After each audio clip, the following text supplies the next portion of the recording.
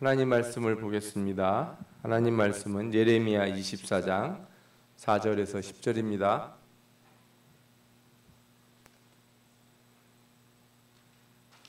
예레미야 24장 4절에서 10절입니다.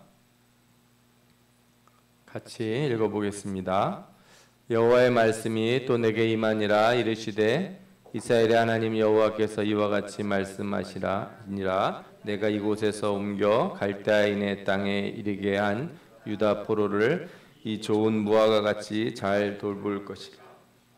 내가 그들을 돌아보아 좋게 하여 다시 이 땅으로 인도하여 세우고 헐지 아니하며 심고 뽑지 아니하겠고, 내가 여호와인 줄 아는 마음을 그들에게 주어서 그들이 전심으로 내게 돌아오게 하리니, 그들은 내 백성이 되겠고 나는 그들의 하나님이 되리라.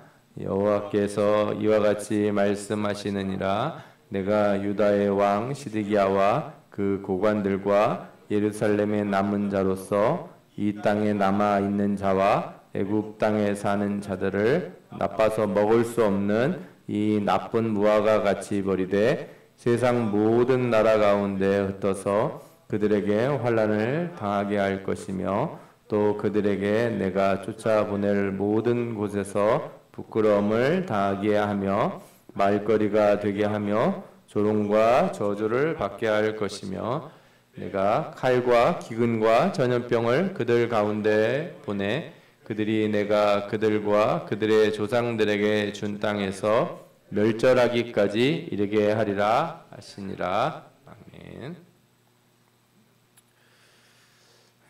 오늘은 유다 왕국이 이제 멸망하는 그 직전에 있었던 일들을 우리가 살펴보면서 이 말씀들을 우리가 오늘은 좀 잘 살펴서 우리 자신에게 잘 적용하시는 그런 분들이 되시기 바라겠습니다. 먼저 역사적 흐름을 좀 살펴보고요. 장을 좀 거꾸로 이렇게 왔다 갔다 해야 될 필요가 있어요. 왜냐하면 이게 연도 순으로 예레미야가 되어 있지 않아서 일단 시간 순으로 배열을 좀 해서 이해하는 것이 필요할 것 같아 제가 이렇게 장 배열을 했으니까 그걸 좀 살펴보면서 말씀을 보도록 하겠습니다. 이제는 이제 여러분들 다 아시죠? 예레미야가 언제부터 언제까지 활동했는지. 요시야 때부터 시작해서 시드기야 왕까지.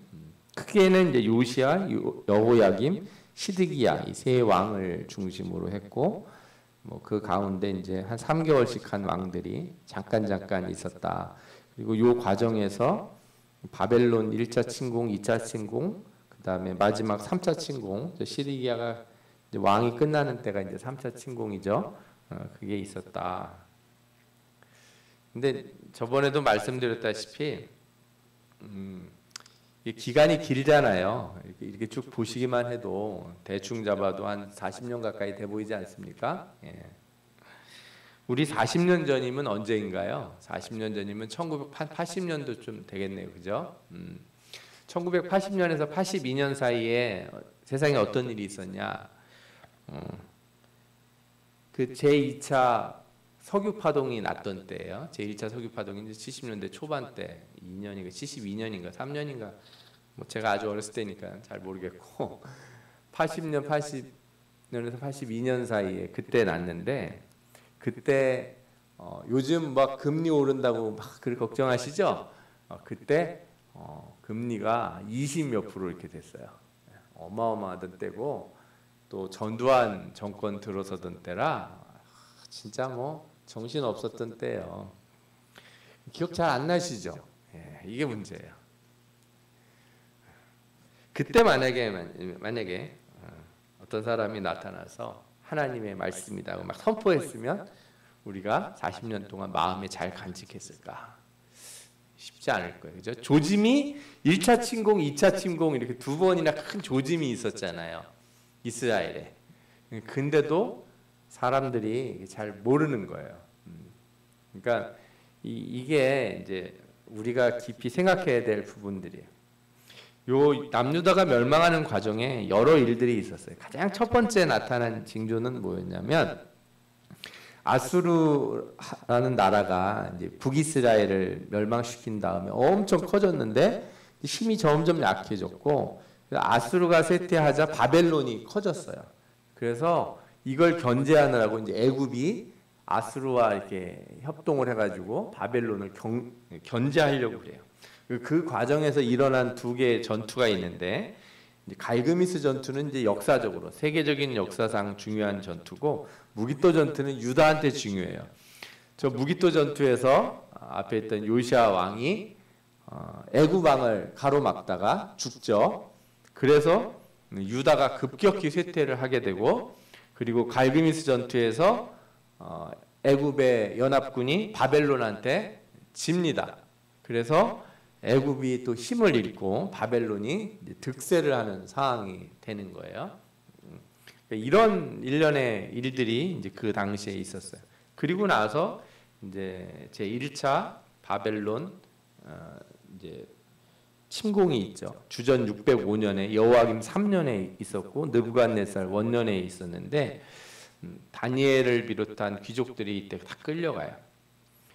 여호야김이 처음 3년은 바벨론을 섬기는 정책을 하다가 다시 애국과 동맹해서 반 바벨론 정책을 펼쳐요. 그 후에 다시 주전 602년에 쇠사슬로 결박당해서 바벨론으로 끌려가고 성전 기구들이 다 약탈당하는 일이 생깁니다. 나라가 그러니까 막 전부 들쑤셔 놓은 것 같겠죠. 그 뒤에 이제 2차 침입이 있는데 주전 597년에 있고 여호야긴 즉위년에 있었어요. 느부갓네살 8년이고요. 첫 번째 일이 터지고 나서 8년 뒤에 있는 일이죠. 여호야긴이 이제 주전 597년에 즉위해서 3개월 10일을 통치하고 바벨론의 포로로 끌려갑니다. 성전의 모든 보물과 왕궁 보물은 다 탈취를 당하고 파괴를 당해요. 왕족과 군인, 그러니까 성경에 보면 용사 8,000명인가요? 이렇게 다 끌려갔다 이렇게 돼 있어요. 그다음에 온갖 기능인들, 그러니까 요즘 말로 하면 과학자들, 기술자들이 다 잡혀가요. 그럼 누구만 남았냐? 이렇게 비천한 자들, 비루한 자들만 남겨놔요. 왜? 거기 남아 있어봐야 이렇게 모여가지고 힘을 모아서 반역할 수 있는 사람들이 아니니까. 소위 말해서 똑똑하고 좀 쓸만한 사람, 뭔가 할 수 있는 사람들은 어떻게 해요? 다 포로로 잡아가요. 그러니 얼마나 이 엉망이 되겠습니까?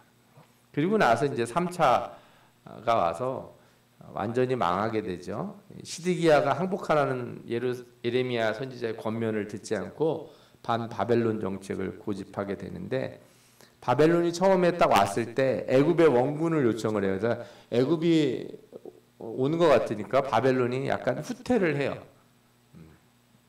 그게 이제 착각을 한 거죠. 아, 예, 하나님이 이제 우리를 살리시려나 보다. 이렇게 하다가 어떻게 돼요? 그게 아니죠. 다시 바벨론이 다시 침공을 해서 30개월간 포위를 하는데 그 기간 동안에 얼마나 고통스러웠는지 자녀를 잡아먹을 정도로 비참해져요. 그렇죠. 30개월을 이렇게 가둬놓는다고 생각해 보세요. 나라도 한 나라를 갖다가 이렇게 경제 제재를 가한다고 그러죠. 다른 나라 무역 못하게.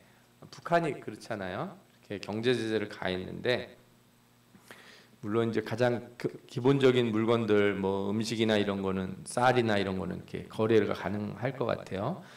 중요한 것들은 이제 거래를 못 하는데 이 당시는 그게 아니라 아예 물도 하나 바깥에 나가서 떠다 먹을 수 없으니까.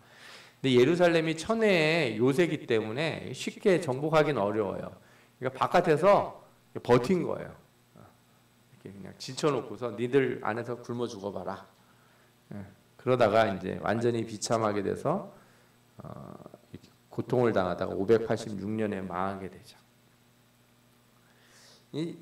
예레미야서를 보면 예레미야 예언들이 쭉 나와요. 여러 예언들이 나오는데 26장에 우리가 이제 읽지 않았지만 26장에 여호야김 왕이 이제 통치하던 등극한 해 첫 해에 예레미야가 예언을 하는 장면이 나와요. 26장에. 그러니까 아까 다시 이제 앞으로 돌아가서 보면은 여호야김 몇 년에 이제 첫 번째 그 침공이 있다고요? 여호야김 이제 3년에 있잖아요. 3년 전인 거예요. 딱 26장 이때가 3년 전에 예언이 나와요. 예언이 뭐라고 나오는지 성경을 한번 찾아보시면 좋을 것 같아요. 26장을 한번 보시면 좋을 것 같아요. 하나님께서 예레미야에게 말씀하셔서 너는 성전 뜰에 서서 유다 모든 성읍에서 이렇게 예배하는 자에게 다 이렇게 말을 전해라 이렇게 얘기합니다.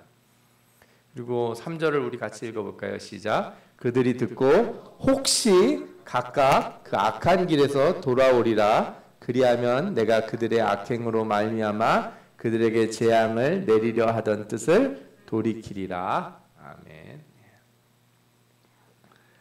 이 말씀을 보면 가슴이 그냥 확 무너져요. 왜? 우리는 다 알잖아요. 이제 3년 후에 어떤 일이 시작이 됐는지. 그래서 딱 3년 전에 뭘 한 거예요? 혹시라도 이 말을 듣고 회개하고 돌이키면 내가 어떻게 하겠다? 재앙을 돌이키겠다. 마지막 기회 같은 거예요. 이게 마지막 기회 같은 거. 지금이라도 늦지 않았으니까 지금이라도 너희가 돌이키면 내가 내리려고 하는 이 재앙을 멈추겠다. 이렇게 하나님 말씀하신 거예요. 그랬더니 사람들이 이렇게 막 울며 회개한 게 아니라 제사장과 거짓 선지자들이 예레미야를 죽이려고 해요. 예언을 거부합니다. 26장 8절에 보면 예레미야가 여호와께 명령하신 말씀을 모든 백성에게 전하기를 마침에 제사장들과 선지자들과 모든 백성이 그를 붙잡고 이르되 뭐라 그래요? 내가 반드시 죽어야 하리라. 지금 나라가 지금 이런데 어디서 네가 지금 그런 재수 없는 소리를 하냐? 뭐 이런 식으로 얘기를 했겠죠. 11절에 뭐라고 나와요? 제사장들과 선지자들이 고관과 모든 백성에게 말하여 이르되 이 사람은 죽는 것이 합당하니 너희에게로 들음같이 이 성에 관하여 예언하였음이니라. 이렇게 나라가 이렇게 망한다고 말하는 게 이게 좋은 거냐, 그죠? 참 어떤 때 보면은 성경 읽고 설교를 하는 설교자 입장에서 축복 설교, 잘 되는 설교, 그죠? 예. 저 그런 분들 참 대단한 능력이라고 생각해요. 성경에서 말하는 축복의 3대 요소 이런 거 있잖아요, 그죠? 성공하는 비결의 3요소, 세 가지나 이렇게 뽑아요.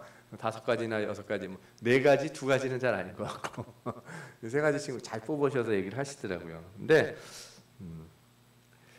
저는 그런 게 아주 눈에 잘 안 띄는 것 같아요. 제가 아는 거는 하나예요. 하나님을 사랑하고 이웃을 내 몸과 같이 사랑하라.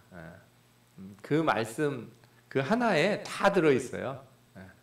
그 원리를 따라 우리가 이렇게 살면 여러분 모두가 복을 받을 줄 믿습니다. 아멘. 그런데 심판에 관련된 이 말씀들은 되게 많고 다양해요.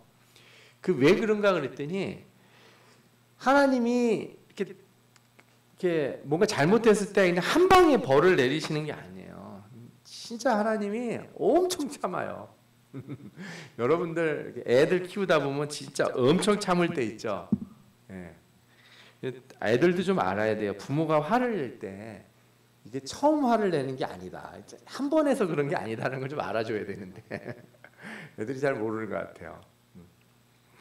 부부싸움 할 때도 혹시 그러나요? 이게 처음 있는 일로 싸우는 게 아니라고 얘기하는 분들을 제가 많이 봐요. 진짜 아주 그냥 몇십 년을 마음속에 병이 들도록 쌓여서 그냥 폭발을 한다만 이러는 거죠. 하나님은 감정적으로 하시지는 않지만 이렇게 우리가 예레미야서 봐서 그렇지 저번에 이사야서 볼 때는 어땠어요? 이사야 때는 언제입니까? 히스기야 때예요. 한참 전이에요. 그때부터 뭘 예언했어요? 하나님께서 그러지 말라고.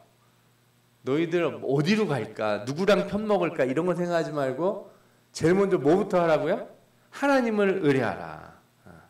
여러분들이 뭔가를 선택해야 되고 결정해야 될 일이 있으면 그걸 먼저 고민하지 말고 내가 하나님 편에 있는지를 먼저 기도하세요.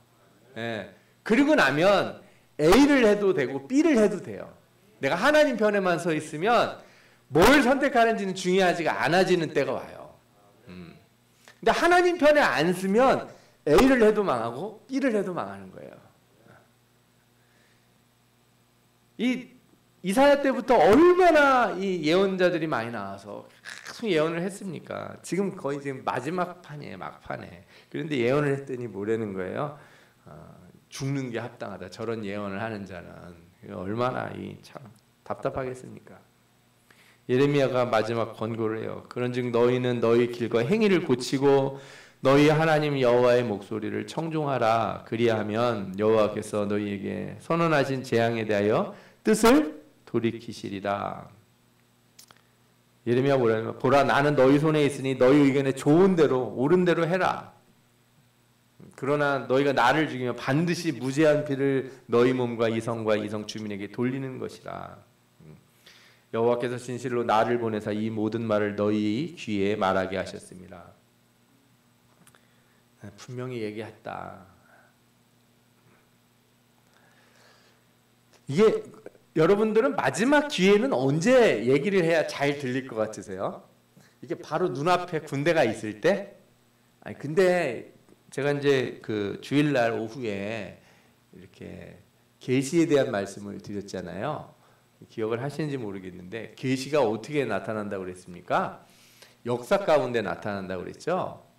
이게 참 무서운 말인 거예요. 역사 가운데 하나님의 계시가 나타난다는 게 하나님이 살아계심이 이렇게 순간적이고 초월적이고 무슨 하늘에서 번쩍하는 걸로 이렇게 막 구름이 예수님 얼굴이 돼가지고 쫙 이렇게 있고 그러가지고 눈에 보이고 그러면 많은 사람이 예수 믿을 것 같잖아요. 근데 그런 일은 잘 안 일어나고 어떻게 일어난다고요? 역사 속에서. 그러니까 막 10년, 20년 전부터 천천히 보여져요. 그래서 이렇게 다 모아가지고 보면은 지금 상황이 이렇게 내려가고 있었구나.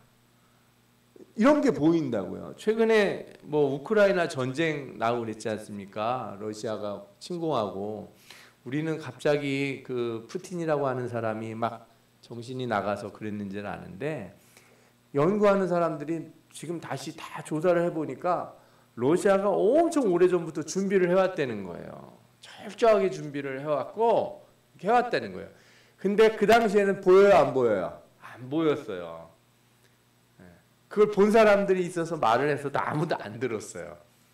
그러다가 일이 뻥 터지고 나니까 아이고 큰일 났네. 저는 올겨울에 진짜 걱정이에요. 우리나라는 뭐 그런 걱정을 덜 하는 편인 것 같은데 저 유럽에 있는 사람들은 올겨울을 어떻게 날지 진짜 걱정스러워요. 지금 여름도 지금 뭐 불이 나가지고 지금 난리도 아니거든요. 유럽에 너무 더워가지고. 그런데 겨울에 가스관 잠그면은 그 엄청 추운 데거든요. 그 유럽은 어떻게 견딜지 모르겠어요. 이게 천천히 역사 가운데 그런 일이 나타나니까 우리가 자각을 못하는 거예요. 자각을. 이런 일들이 뭐 역사에만 일어납니까? 우리 몸에도 일어나잖아요. 뭐 건강이나 이런 것도 갑자기 이렇게 사고 나는 사람들도 물론 있을 수 있지만 대부분은 오랫동안 내 몸을 내가 잘못 썼을 때 생기는 병들이 많아요. 특히 젊을 때 몸 관리 잘못하면은 좀 늙어서 고생 많이 한다는 얘기 하지 않습니까? 젊었을 때 옆에서 아무 말도 안 했냐? 다 했죠. 젊어서 옆에서 다 얘기를 해줬어요. 그런데 잘 안 듣잖아요. 그렇죠?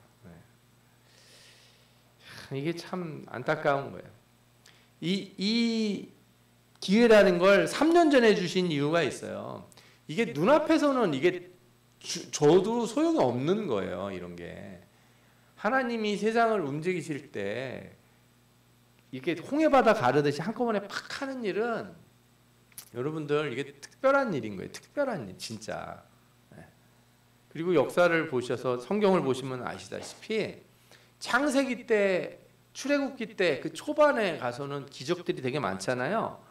근데 점점 가면 기적이 별로 안 나타나요. 선지자들도 엘리야 엘리사 때는 기적이 많았죠.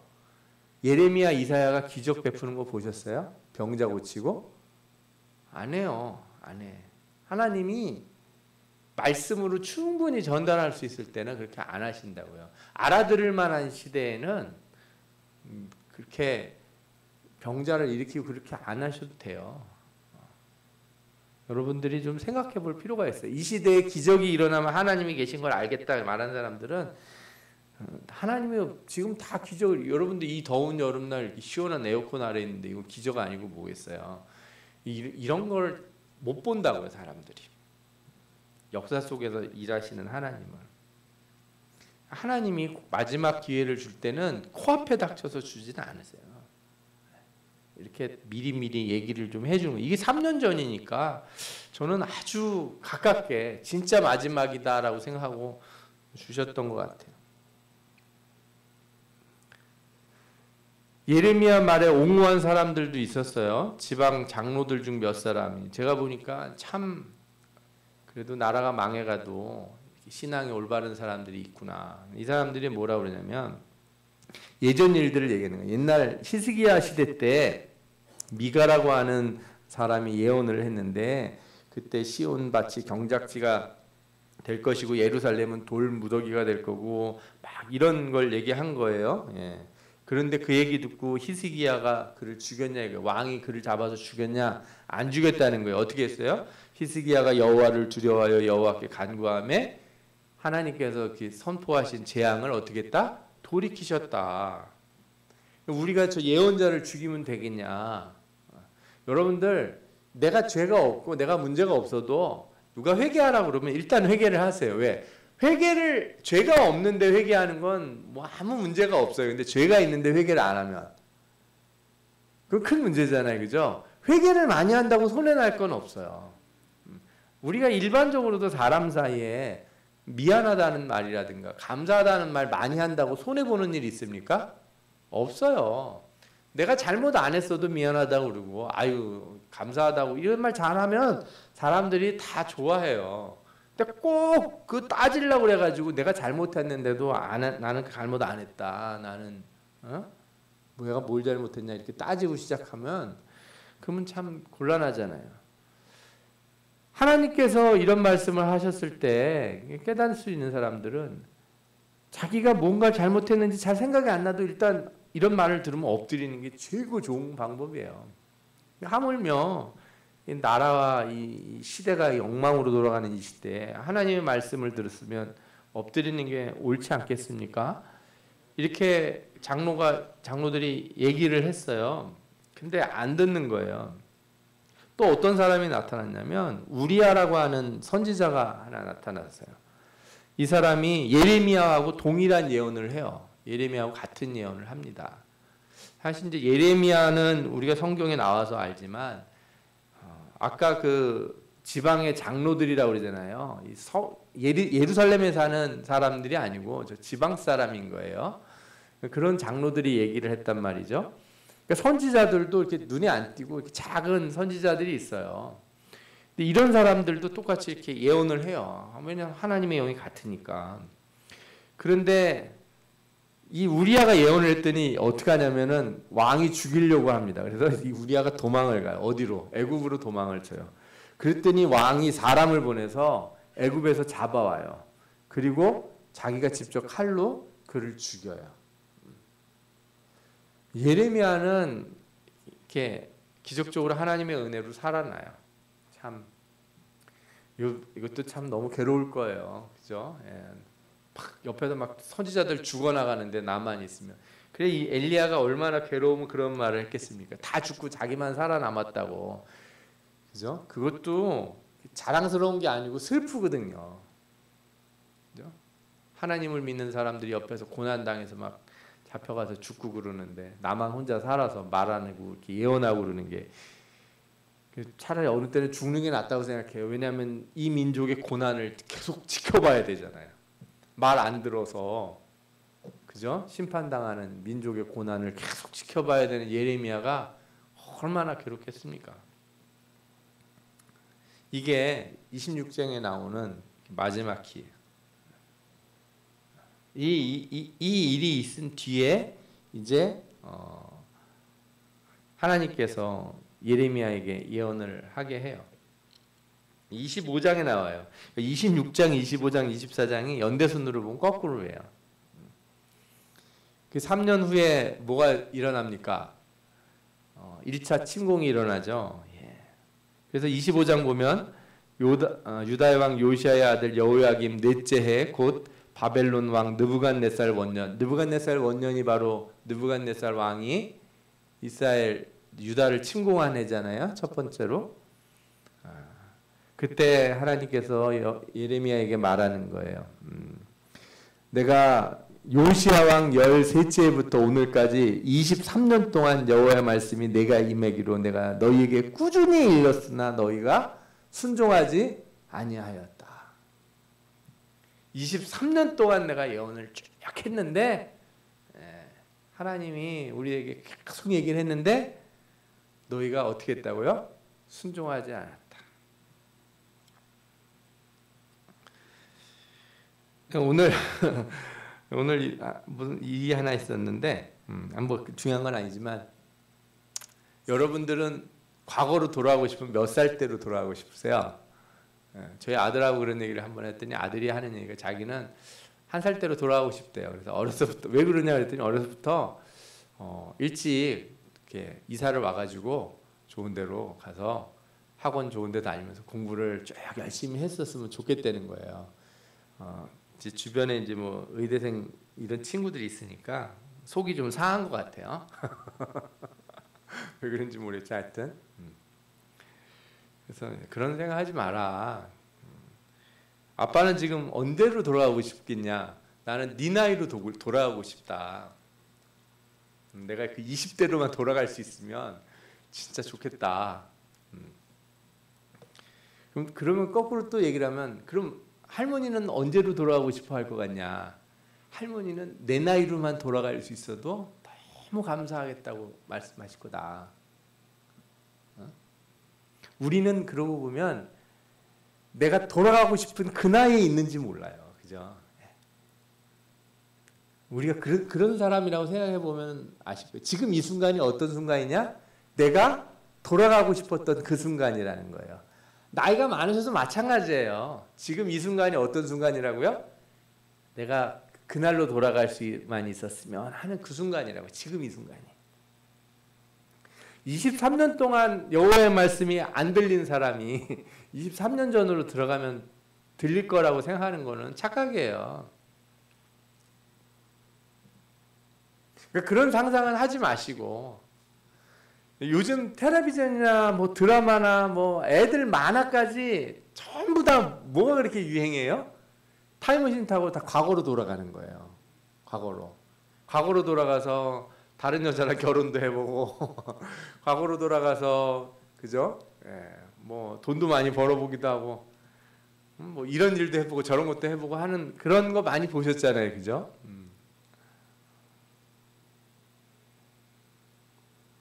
여러분들이 과거로 돌아간다고 해서 뭐 말씀을 더 잘 들을 거라고 생각한다면 지금 우리가 이 순간에 있지 않을까? 그 말씀을 들어야 하는 그 순간에 23년 동안 꾸준히 얘기했다고 말할 때 제가 그런 생각이 들었어요. 혹시 지금이 내가 23년 전이 아닐까? 처음 말씀을 드릴 때. 아니면 적어도 이 일이 터지기 전 3년 전, 그죠? 예레미야가 성전에서 얘기했을 그때 지금 3년이 지났잖아요. 여호와께서 그의 모든 종 선지자를 너희에게 끊임없이 보내셨으나 너희가 뭐하지 않았다? 순종하지 않고 귀를 기울여 듣지도 않았다. 보라 내가 북쪽 모든 종족과 내 종 바벨론 왕 느부갓네살을 불러다가 이 땅과 그 주민과 사방 모든 나라를 쳐서 진멸하여 그들을 놀램과 비웃음거리가 되게 하며 땅으로 영원한 폐허가 되게 할 것이라 여호와의 말씀이니라. 그래서 다 이렇게 폐허가 돼서 몇 년 동안 섬기게 될 것이다. 이 민족들은 70년 동안 바벨론의 왕을 섬기리라. 이때 나온 거예요. 이때 말씀이. 3년이 딱 지나고 나니까 이제는 회개해서 돌이키는 게 아니고 이걸 어떻게 해야 돼요? 심판을 받아들여야 되는 거예요. 이때부터 받아들여야 돼요. 그러니까 기도도요, 여러분들 돌이킬 수 있는 시점의 기도가 있고 받아들여야 되는 때의 기도가 있어요. 돌이킬 수 있는 시점의 기도를 먼저 하는 게 제일 좋죠. 그 기회를 놓치지 아니하시는 여러분들 되시기 바랍니다. 그러나 두 번째 기회가 왔을 때는 어떻게 해야 돼요? 그거를 받아들여야죠. 그 어려움과 고통을 받아들여야 되는 거예요. 우리가 주일날 설교 들을 때 마가 얘기를 들었지 않습니까? 처음부터 잘했으면 좋았을 수도 있죠. 두 번째는 고생을 더 많이 했을 거예요, 아마. 아니, 얼마나 마음이 괴로웠겠습니까? 자기 때문에 그냥 이 바울과 바나바가 갈라서고 교회가 이게 찢어지는 것 같은 일이 생겼으면 얼마나 괴롭겠어요. 그때는 또 그 일을 받아들이면서 끝까지 가야 되는 거예요. 사람들의 비난이 해도 너 때문에 일이 이렇게 됐다 그런 소리가 와도 어떻게 돼요? 받아들여야죠. 없던 일처럼 할 수는 없어요. 받아들일 땐 받아들여야 돼요. 그래서 이때부터는 예레미야 예언이 이거예요. 받아들이라는 거예요. 근데 어떻게 해요? 안 받아들이려고 그래요. 또 피할 길이 있다는 거예요. 아니, 진작에 얘기할 때 피할 길이 있을 때는 왜 안 피하고 이제는 받아들이랬는데 왜 안 받아들이고 딴소리를 하냐 이거예요. 그게 이제 24장에 나오는 말씀이에요. 24장에 우리가 읽은 본문인데 이게 이제 2차 포로 때 나온 말씀이거든요. 바벨론의 느부갓네살 왕이 유다 왕 여호야김의 아들 여고냐와 유다 고관들과 목공들과 철공들을 예루살렘에서 바벨론으로 옮긴 후, 이게 2차 포로 때죠. 그 기술자들, 똑똑한 사람들 다 데려갔을 때, 그때 무슨 비유를 하시냐면 무화과 나무의 비유를 했어요. 좋은 무화과 나무는 뭐냐면 갈대인의 땅에 이르게 한 유다 포로들이 좋은 무화과 나무라는 거예요. 바벨론에 끌려간 사람들은 어떤 나무다? 좋은 무화과 나무. 거기서 열매를 맺고 잘 있을 거라는 거예요. 그 갔을 때도 지난번 우리가 한번 봤죠. 너희는 바벨론에 가거든 어떻게 하라고요? 가서 결혼하고 애도 낳고 열심히 살으라는 거예요. 거기서. 왜? 금방 안 올 거니까. 거기서 열심히 살고 있다가 내가 오라고 그럴 때 와라. 하나님의 은혜예요. 그러니까 받아들이면 고난 가운데도 뭐가 있어요? 길이 있어요. 이게 진짜 중요한 거예요. 하나님이 이렇게 심판하실 때 이렇게 맞으라고 그러면 맞아요. 맞으면 됩니다. 감사함으로 맞고 하나님 이 고통스러워도 제가 하나님 말씀 안 들었던 걸 생각하면서 내가 받아들이겠습니다. 그러면 하나님이 패시기만 하시는 분이 아니거든요. 고난 가운데 꼭 뭘 줘요? 살 길을 주세요. 끌려갔는데도 뭐가 있어요? 거기서 평안한 자리가 있어요. 사람들이 나를 잘 대해주고, 그죠? 포로로 끌려가서 타국에 갔는데도 이렇게 평안한 길을 하나님이 마련해 주신단 말이에요. 이게 중요한 거예요.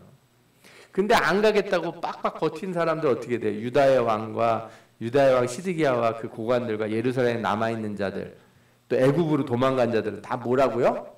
나쁜 무화과라는 거예요. 내가 그냥 칼과 기근과 전염병으로다가 어떻게 하겠다? 이들을 치고 아주 그냥 파괴를 하겠다. 하나님께서 이렇게 말씀하시잖아요. 그래서 이 두 번째 기회를 여러분들이 이렇게 닥치지 않았으면 좋겠는데, 첫 번째 다 회개하고 첫 번째 다 하나님의 은혜를 붙드는 자들이 되시길 바라는데, 혹시라도 실수를 해서 두 번째 단계까지 왔다 그러면 어떻게 하라고요? 하나님 엎드려서 때리시더라도 좀 안 아픈 쪽으로 좀 한 대만 때려주시면 안 될까요? 하나님이 은혜의 하나님이시잖아요. 이게 말이 쉬워서 그렇죠. 이게 쉬운 일은 아니에요. 그 바벨론 끌려가는 그 길이 이렇게 무슨 옆 동네 가는 정도 수준이 아니거든요. 몇 개월을 끌려가야 돼요. 몇 개월을 걸어서 끌려간다고 해서 사막 같은 길을 거의 가다가 죽는 사람들도 있겠죠, 물론. 가서 그 이상한 데 가서 살아야 되는 거고, 시키는 일을 해야 되고, 그죠? 얼마나 힘들겠어요. 법도 다르고. 하나님 앞에 예배 드리는 거, 이 성전이 없으니까 어떻게 해요? 진짜 어마어마한 일이거든요. 저도 군에 갔을 때 훈련을 나갔는데 뭐 주일날 갑자기 비상훈련이 걸려서 나가니까 뭐 예배를 드릴 수 있어야죠. 뭐 군종병도 없고 아무도 없고 어떻게 해요? 어떻게든지 이 경계를 쓸어 나가가지고 같이 있던 병사하고 같이 기도하고 포켓에 있는 성경 구절을 한 구절 읽고 이렇게 보냈던 기억이 나요. 참 생각해 보면 우리에게 신앙이 그런 신앙이 이렇게 우리에게 막 끌어올릴 때가 있어요. 근데 어느 때는 또 이런 경우도 있는 거죠. 주일날 놀러 가가지고 예배당 안 가고 그냥 아침에 본인만 슬쩍 일어나가지고 새벽 아침에 그죠? 성경 읽고 그냥 주여 하고서 주여 오늘 주일인데 그냥 어떻게 이렇게 됐습니다. 이러는 경우들도 있을 거예요, 사람들이. 다른 상황이죠, 다른 상황. 하나님 앞에 이렇게 고난 가운데 있을 때 주님을 찾으면 주님이 그런 거를 이렇게 받아주세요. 이렇게 제대로 된 예배가 아닌 것 같아도 다 받아주시는 예배가 있고, 아무리 내가 예배를 드린다고 예배를 드려도 형식적으로 내가 드리는 것 같은 예배도 있는 거죠. 평안해가지고 내가 그냥 내가 하고 싶은 대로 하는 예배가 된다면 그럴 수도 있어요. 이 무화과 나무를 통해서 예레미야가 이 바벨론의 통치를 받아들여라 이렇게 얘기를 해요. 그런데 이 뒤에도 이제 앞으로도 계속 볼 텐데 이스라엘이 끝까지 버텨요. 끝까지. 하나님이 저 바벨론을 쓰셔서 우리를 치시고 저 느부갓네살이 내 종이다 이렇게 하나님 얘기를 하셨는데 어떻게 해요? 말 안 들어요. 끝까지 말 안 들어요. 그리고 자꾸 애굽하고 어떻게 좀 다시 손을 잡아가지고 바벨론을 이겨볼까 이런 생각을 하는 거죠. 25장에는 이제 뭐라고 예언이 나오냐면 모든 나라에 대한 멸망 이 예언이 나와요. 바벨론도 망한다는 예언도 나와요. 25장은 좀 특별한데 이 12절 이제 뒷부분에 나오는데 여호와의 말씀이니라 70년이 끝나면 내가 바벨론 왕과 그의 나라와 갈대아인의 땅을 죄악으로 말미암아 벌하여 영원히 폐허가 되게 하되, 그러니까 이스라엘을 망하게 한 나라도 망하게 된다는 거예요. 그러니까 이 심판에 대해서 깊이 다시 생각해 보게 되는 거예요. 우리가 70년 동안 이렇게 고난을 당하는 게 어떤 의미인가, 그냥 이러면 끝나는 건가, 다시 되돌아가는 건가 그랬더니 아니 이 모든 거를 다 누가 주관하고 계시다는 거예요? 하나님이 주관하고 계시다. 심판 가운데 있는 자들은 심판을 내가 마귀 사탄에게 이렇게 당한다 이렇게 생각하지 마세요. 마귀에게 당하는 시험이라는 거하고 하나님이 주관하시는 가운데 내가 당하는 이렇게 고난은 질적으로 달라요. 확실히 다른 거예요, 그거는. 이 마귀의 시험에 오는 마귀의 시험, 마귀의 유혹 뭐 이런 거로다가 내게 오는 고난들 있잖아요. 그거는 내가 이렇게 하나님이 놓으라 그러는 거 안 놓고 계속 붙들고 있기 때문에 계속 오는 거예요. 딱 놓는 순간 그거 끝나요. 그럴 수밖에 없어요. 그래서 마치 내가 손해가 나는 것 같아요. 내가 이걸 놨기 때문에 손해가 나는 것 같아요. 그러나 그건 손해가 아닌 거예요. 그건 놔야 되는 거라서 그래요. 내게 아닌 거야. 그죠? 내게 아닌 거는 놔야 돼요. 아무리 좋은 것 같아도 내 거가 아니면 어떻게 해야 돼요? 이거 놔야죠. 그런 거 붙들고 있다가 오는 고난은 좋은 고난이 아니죠. 근데 하나님이 이렇게 역사하셔서 우리에게 주어주는 어떤 고난이 있어요. 그거는 내가 나의 죄 때문이기도 하고 어느 때는 죄가 없어도 하나님이 나를 이렇게 시험하셔서 좀 더 좋은 신앙인이 되도록 만드시기 위해서 주실 때도 있는데, 어쨌든 그런 하나님이 주관하시는 일 가운데는 반드시 뭐가 있는가? 하나님이 살아계심을 보는 경험이 있어요. 그 안에. 참 놀랍게도 이게 내가 분명히 지금 어려운 일을 당하는 것 같은데도 뭐가 있어요? 그 가운데 이상하게 길이 보여요. 이상하게. 다 막힌 것 같은데도 반드시 길이 보이게 돼 있어요. 왜? 하나님이 고난을 위한 고난을 주시는 분이 아니기 때문에 그래요. 고난을 통해서 누구를 깨닫게 하시려고? 하나님의 권세, 하나님의 능력, 하나님의 나라, 이 세상 모든 게 하나님의 주관 아래에 있다는 것을 깨닫게 해주시려고 우리한테 그 가운데 두신 거라서, 그러니까 이 말씀을 들으면 바벨론을 두려워할 이유가 없는 거예요. 나는 바벨론한테 지금 고난을 당하는 게 아니에요. 나는 누구 하에 이렇게 들어가는 거예요? 하나님 손 안에 들어가는 거예요. 그래서 이걸 깨닫는 사람들은 고난 가운데서도 당당해져요. 물론 이제 죄를 회개하고 이런 거 당연히 있지만 이 고난에 대해서 사람이 비굴하고 야비해지지 않아요. 하나님께서 이 말씀을 주시는 것, 우리가 이사야서 봤을 때도 그랬고 예레미야서도 그렇지만, 하나님이 예언을 하실 때 유다만 예언을 하는 게 아니고 주변에 있는 모든 나라들의 예언을 하게 하세요. 왜 그러겠습니까? 역사를 주관하신 분이 누구다? 하나님이시다. 내가 그 안에 있다. 그래서 모든 왕들을 다 하나님께서 심판하시겠다는 거예요. 무슨 나라가 나? 애굽도 나오고 뭐 우스 땅에 있는 왕들, 블레셋, 에돔, 모압, 암몬, 시돈, 뭐 드단, 데마, 부스, 살적을 깎은 모든 자. 살적을 깎은 모든 자가 뭐냐면 구렛나루를 밀은 사람들이에요. 이스라엘 사람들은 뭘 밀면 안 돼요? 우리 배웠잖아요. 레위기 뭐 구렛나루 밀면 안 된다고. 구렛나루 밀은 애들 그러니까 아마도 저기 그리스나 뭐 이쪽쯤 있는 애들이 아닐까 싶어요. 또 아라비아, 또 광야에 섞여 사는 민족이면 이제 미디안 같은 사람들이죠. 예, 지금도 원래 사우디아라비아 같은 데 있는 나라 민족 구성원들은 사막에서 이렇게 부족 단위로 살던 사람들이에요. 예, 뭉쳐서 이제 나라가 된 거니까. 그런 사람들이고, 또 시무리, 또 엘람, 메대는 나중에 이제 메대 바사 아시죠? 예.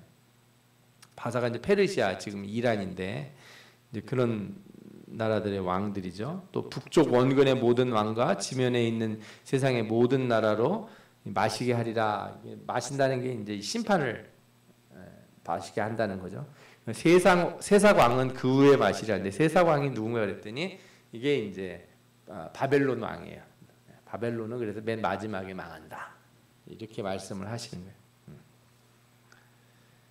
그러면서 내가 이 벌을 내릴 때 아무도 피할 수 없을 것이다. 그러면서 31절을 같이 보시면, 여호와께서 문 민족과 다투시며 모든 육체를 심판하시며 악인을 칼에 내어 주셨습니다. 여호와의 말씀이니라. 저는 두 가지를 생각을 해요. 왜 이스라엘만 심판을 받는 게 아니라 여러 민족들이 다 그렇게 되는가? 첫 번째로는 이스라엘이 죄를 범하는데 이스라엘 스스로만 하는 게 아니고 다 뭐에 영향을 받아요? 옆에 우상을 섬기던 나라에 영향을 받잖아요. 걔들도 다 죄가 있는 거예요. 너희들은 살아남을 수 없지. 내 백성도 내가 심판하는데 우상을 만들어서, 그죠? 내 백성을 유혹한 자들을 어떻게 하나님이 놔주시겠어요? 다 치시는 거예요. 또 한 가지 특징 뭐가 있냐면은, 하나님이 심판하신다는 거는 일종의 정화예요. 정화. 동네를 아예 깨끗하게 만드시겠다는 거예요. 심판이 뭐다? 정화예요. 심판을 하나님의 보복이라고 생각하시면 안 돼요. 내가 죄를 지어서 하나님이 복수하시는 거다 이렇게 생각하는 사람들은 잘못된 생각이에요. 하나님은 그런 보복을 하시는 분이야. 개인적인 보복을 하시거나 그런 분이 아니에요. 특히 신자에게 하나님이 심판하시는 거는 신자를 어떻게 하기 위해서? 깨끗하게 하시려고. 깨끗하게 하시려고 그러는 거예요. 그걸 좀 알아야 되는데, 애들도 그래서 혼내다 보면 때리세요 그러는 애들 있잖아요. 근데 맞으면 되죠. 학교에서도 그러고, 아니요, 저는 주일학교에도 그러더라고요. 안 주시면 되잖아요. 간식 안 주면 되죠. 그러면서 이렇게 요즘 애들은 뭐 잘못했으면 이렇게 사과하거나 선생님 잘못했습니다. 이렇게 그러면 다 해결될 문제를 일을 키우는 애들이 있어요. 근데 어른들도 그래요. 어른들도 그냥 뭐 잘못했으면 네, 정말 실수했습니다. 아이고 내가 의도한 바가 아닙니다. 이렇게 공손하게 얘기를 하면 웬만하면 다 넘어가요 사람들이. 네, 법대로 한번 해보세요 이런 분들이 있어요. 하나님이 이런 말들을 다 없애시고 싶어요. 왜? 정화하시려고, 깨끗하게 하시려고. 저는 그래서 요한계시록 같은 거 볼 때 두려움 가운데 보지 않아요. 하나님의 대청소의 날이에요. 더러운 거 깨끗이 청소하겠다는데 뭘 다 버릴 거 버리고 치울 거 치우고. 혹시 저희 사택에 가보셨습니까? 어마어마하게 변한 거 보이셨어요? 보신 분이 있을지 모르겠는데 깔끔하잖아요. 예. 약간의 어려움은 있었지만 그렇게 딱 하니까 너무 좋은 거예요. 하나님이 우리를 깨끗하게 하실 때 딱 그런 거거든요. 여러분들 이걸 아셔야 돼요. 이걸 아는 사람들은 하나님의 심판, 하나님의 징계를 겸허히 받을 수 있어요. 이것이 우리를 깨끗게 하시는 것이구나. 오늘 말씀 제가 이제 몇 가지 정리를 해보겠습니다. 제가 제일 중요하게 오늘 말씀드리고 싶은 건 하나, 첫 번째예요. 때를 놓치지 말고 회개해야 될 때 회개하자. 하나님이 계속 말하는데, 그래서 교회 오셔서 설교 들을 때도 여러분들 은혜가 된다. 어느 날은 뭐 은혜가 오늘은 좀 은혜가 안 된다. 그 맛집 찾아다니지 오시지 마시고, 그죠? 오늘은 밥을 잘했나 어디 한번 먹어보자. 그 텔레비전 프로 보면은 셰프들 나와가지고 요리 경연하는 프로들 있잖아요. 매의 눈으로 보면서 가져와 보세요. 젓가락으로 이렇게 딱 집어 먹어서 짜네 맛 뭐네 막. 여러분들은 말씀을 그렇게 받으시면 안 돼요. 제가 23년 동안 설교를 했는데 여러분들이 만약에 기회를 놓치면 제가 얼마나 속상하겠어요. 제가 예레미야 마냥 23년 동안 예언을 했는데 맨날 안 듣고 오늘은 참 마음에 와닿는 참 은혜로운 말씀을 하셨다 그러면서도 하나도 안 달라지면 어떻게 하겠냐고요. 교회에 와서 말씀 들을 때 그런 이 말씀 참 은혜롭다 이런 생각을 가지고 듣지 마시고 말씀을 듣는 그 완성이 어디서 이루어져요? 말씀의 끝이 어디예요? 여러분들이 나가서 말씀대로 살 때 설교가 완성이 되는 거예요. 그게 설교의 완성이에요. 그게 기도의 완성은 언제가 기도의 완성이라고요? 하나님이 응답해 주셨을 때? 아니 그 다음에 있다니까요. 그 다음에 하나님의 응답에 대한 나의 온전한 순종이 이루어질 때까지 그때 돼서야 이게 기도가 완결이 되는 거예요. 사실은 정확히 말하면 완결이 아니에요. 기도는 내가 하나님 앞에 온전히 기도하잖아요. 하나님이 내게 응답해 주시잖아요. 나는 그 하나님의 응답에 상응하는 나의 순종이 또 따라와요.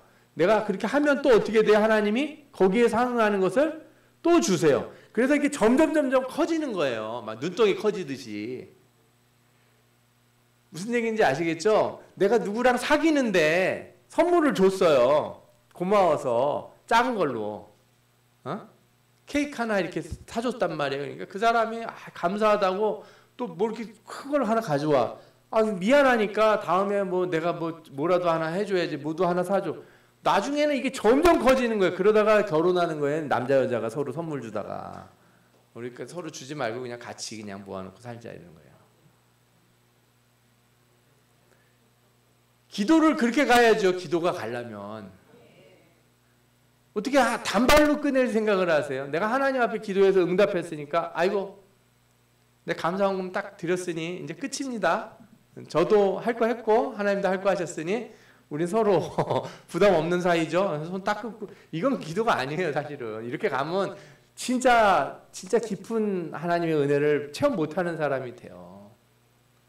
끊임없이 하나님은 그러니까 처음 시작이 그거잖아요. 하나님 앞에 온전히 내 마음을 드러내는 기도하게 되고 하나님이 그 기도에 응답하셔서 이렇게 소원을 들어주시면 그거에 또 상응하는 나의 서원과 순종이 있고 하나님 주시고 그게 제가 한나 얘기 드렸을 때 한 얘기가 그 얘기예요.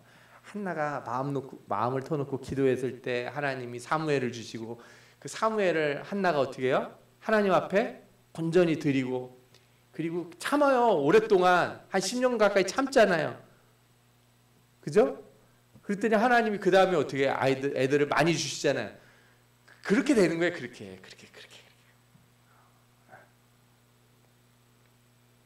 말씀을 들을 때도 마찬가지고 기도할 때도 마찬가지고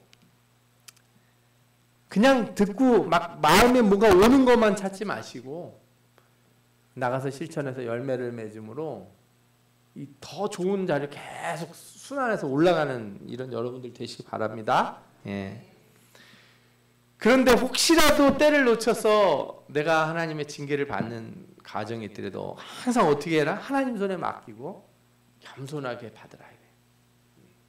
다윗처럼 내가 하나님 손에 이렇게 징계를 받기를 원하나이다. 이렇게 기도하셔야 돼요. 심판에 있을 때 어떤 심판의 자리로 나가라고요? 하나님이 계신 곳으로 나가라. 하나님을 붙들고 심판의 자리로 나가라. 그때 은혜가 있고 그때 좋은 무화과 나무 같은 삶이 이루어질 줄 믿습니다. 예. 마지막으로 말씀드린 것처럼 심판은 하나님의 복수가 아니에요. 여러분들 미워서 하는 게 아니고 우리를 어떻게 하시는 거다? 깨끗게 하시는 거다. 이 세상에 나중에 주님이 오셔서 하시는 게 이 세상을 막 미워하셔서 하는 게 아니고 이 세상을 어떻게 하시려고? 완성시키시려고 깨끗하게 새로운 창조로 변화시키려고 하시는 게 주님이 오시는 날인데 주님 오시는 날 그 앞에 일어나는 일들은 두려워할 일들이 아니에요. 예수 믿는 사람들은 두려워할 일이 아니에요. 고난이 와도 두려워할 일이 아니에요. 왜? 주님이 하시는 일이니까. 그 인내해야 되면 인내하면 되는 거예요. 왜? 주님이 청소하는데 좀 피해 있으라면 피해 있어야죠. 그렇게 하시는 자리에 내가 있게 될 때 받는 것들을 두려워하지 마시고 온전히 하나님의 은혜 가운데 머무시는 여러분들 되시기 바라겠습니다. 아멘. 예. 이 시간에 우리 말씀을 생각하면서 우리 함께 기도하겠습니다. 무엇보다 우리 인생에 하나님이 참 많은 은혜를 주셨는데 내가 그 은혜를 놓치고 사는 것 아닌지 다시 한번 생각해 보시기 바라고. 저기 권사님, 여러분들 이 말씀을 의지해서 이 시간 다 같이 주여 한번 외치고 통성으로 기도하도록 하겠습니다.